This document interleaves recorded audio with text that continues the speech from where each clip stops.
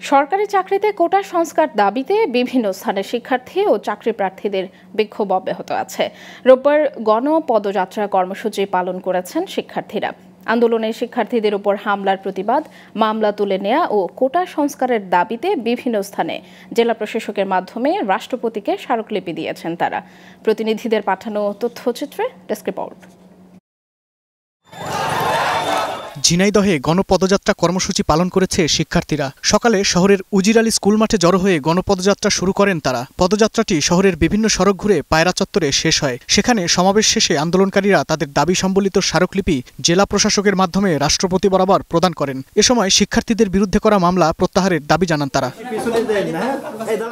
কুমিল্লা নগরীতে বিক্ষোভ সমাবেশ করেছে কুমিল্লা বিশ্ববিদ্যালয় সহ অন্য শিক্ষা প্রতিষ্ঠানের শিক্ষার্থীরা। বেলা 11টায় নগরীর পুলিশ লাইন্সে একত্রিত হন তারা। এরপর গণপদযাত্রা শুরু হয়ে কুমিল্লা জেলা প্রশাসকের কার্যালয়ে শেষ হয়। দুপুর 12টার দিকে শিক্ষার্থীরা জেলা প্রশাসকের কার্যালয়ে গিয়ে রাষ্ট্রপতি বরাবর স্মারকলিপি প্রদান করে।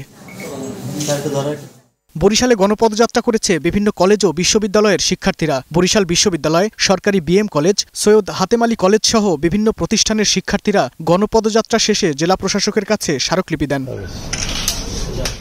9 কিলোমিটারের গণপদযাত্রা শেষে রাজশাহীর জেলা প্রশাসকের কাছে স্মারকলিপি প্রদান করেছেন কোটা সংস্কার আন্দোলনের শিক্ষার্থীরা। দুপুর 2টার দিকে শিক্ষার্থীদের 18 সদস্যের একটি প্রতিনিধি দল ডিসিকে স্মারকলিপি তুলে দেন। পরে শিক্ষার্থীরা নিজ নিজ ক্যাম্পাসে ফিরে যান।